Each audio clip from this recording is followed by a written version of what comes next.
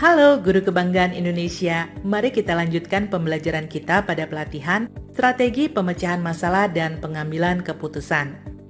Di video bagian 2 ini, kita akan membahas strategi pengambilan keputusan melalui contoh kasus. Mari simak baik-baik. Di suatu SMP, seorang kepala sekolah bernama Pak Angga merasa khawatir mengenai hasil belajar siswa di sekolahnya. Selama masa pandemi, kegiatan belajar mengajar yang dilakukan secara daring dinilai kurang optimal. Ada banyak sekali siswa yang tidak berhasil mencapai nilai minimal yang telah ditetapkan sekolah sebelumnya. Situasi ini tentu akan berdampak pada menurunnya kualitas sekolah dan mengurangi minat pada sekolah tersebut. Akhirnya, kepala sekolah meminta kepada wali kelas untuk memberikan penyesuaian. Dalam hal ini, mengatrol atau menaikkan nilai siswa-siswa yang bermasalah. Para wali kelas pun merasa kebingungan. Di satu sisi, mereka merasa bahwa tindakan ini salah karena merupakan tindakan curang. Di sisi lain, ini adalah perintah atasan dan bertujuan untuk menjaga nama baik sekolah. Lalu, keputusan apa yang harus diambil wali kelas pada situasi tersebut? Pada situasi ini dapat dianalisis bahwa kasus tersebut termasuk kasus dilema etika. Ada pertentangan antara benar lawan benar.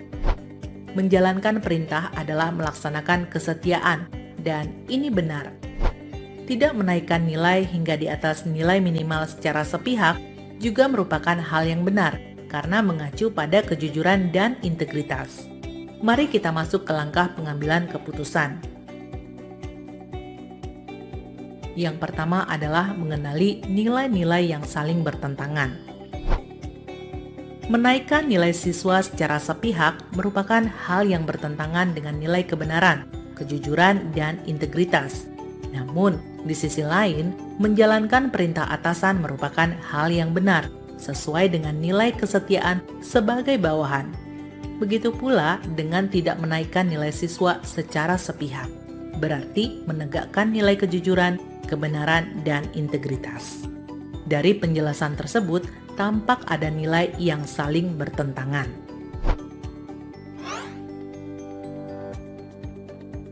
Yang kedua, siapa saja yang terlibat dalam situasi tersebut? Yang terlibat adalah kepala sekolah, yaitu Pak Angga, para wali kelas, dan siswa dengan kemungkinan nilai bermasalah. Lalu, apa saja fakta-fakta yang relevan dengan situasi tersebut? 1. Para wali kelas sebagai pihak yang bertanggung jawab atas penilaian siswa. 2. Para wali kelas diminta untuk menaikkan nilai siswa agar setidaknya mencapai nilai minimal yang ditetapkan sekolah. 3. Siswa dengan nilai bermasalah. Langkah keempat adalah pengujian benar atau salah. Di langkah ini ada 3 pengujian, yaitu uji legal, uji regulasi, dan uji intuisi.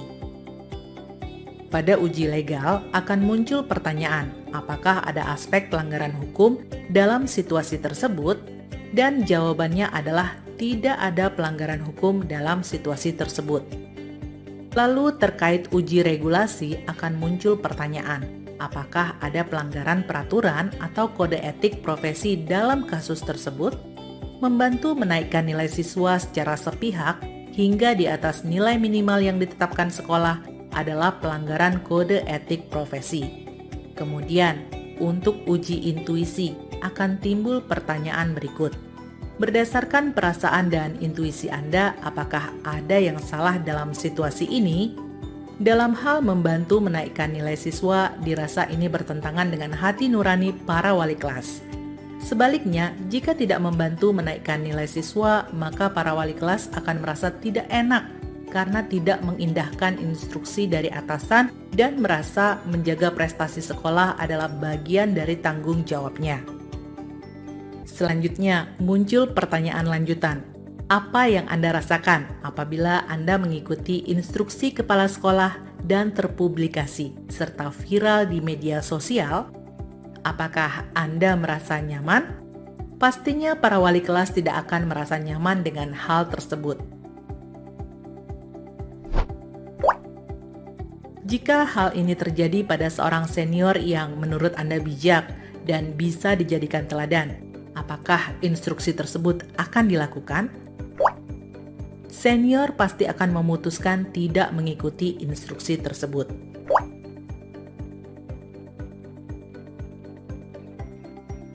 Nah, di titik ini Anda menghadapi situasi dilema etika.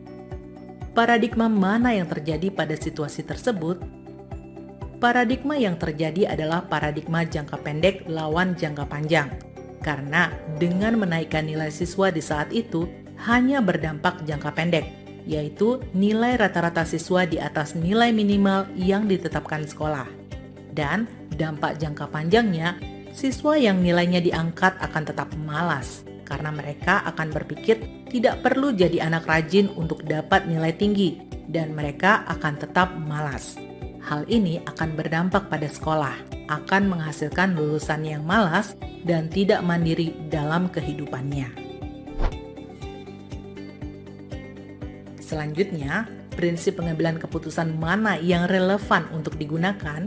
Dari 3 prinsip penyelesaian dilema, prinsip berpikir berbasis hasil akhir atau end-based thinking adalah yang paling sesuai. Karena keputusan yang akan diambil akan berfokus pada hasil akhir, yaitu kebaikan terbesar pada orang banyak, yaitu siswa dan lulusan. Prinsip ini memperkirakan konsekuensi yang akan terjadi jika suatu keputusan diambil.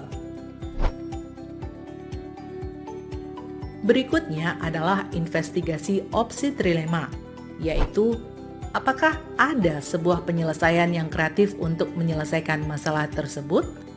Wali kelas bersepakat untuk memberikan perlakuan khusus pada siswa-siswa yang bermasalah dengan nilai, yaitu dengan memberikan pembelajaran tambahan atau bimbingan khusus, dan penugasan selama jangka waktu yang telah ditentukan.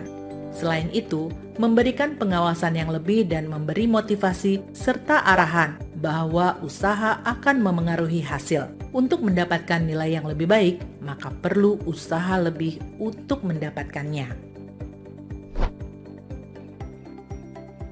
Saatnya pengambilan keputusan. Jadi, keputusan apa yang akan Anda ambil?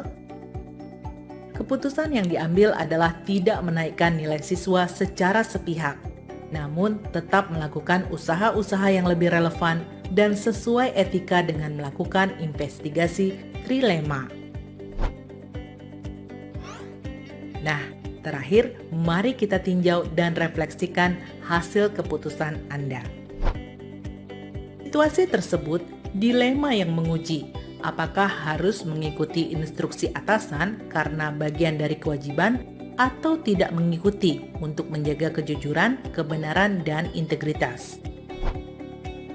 Meskipun tidak ada pelanggaran hukum pada situasi tersebut, namun menaikkan nilai siswa secara sepihak merupakan tindakan yang bertentangan dengan etika profesi dan hati nurani. Selain itu, akan ada rasa tidak nyaman, apalagi jika terpublikasi di media sosial dan media lainnya. Selain itu, dampak jangka panjangnya, siswa yang nilainya dinaikkan akan tetap malas karena mereka akan berpikir tidak perlu jadi anak rajin untuk dapat nilai tinggi, sehingga di kemudian hari akan menghasilkan lulusan yang malas dan tidak memiliki daya juang yang baik dalam kehidupan selanjutnya. Tidak menaikkan nilai siswa secara sepihak, mengadakan bimbingan khusus akademis dan sikap, serta memberikan penugasan yang relevan merupakan keputusan yang tepat, karena akan berdampak pada kemandirian, serta kesadaran untuk selalu berusaha melakukan yang terbaik, dan akhirnya berdampak pada tujuan sebelumnya, yaitu menjaga nama baik dan prestasi sekolah. Nah, demikianlah paparan mengenai strategi pemecahan masalah yang dapat membantu Anda menghasilkan keputusan yang tepat dan sistematis, terutama demi terciptanya profil pelajar Pancasila.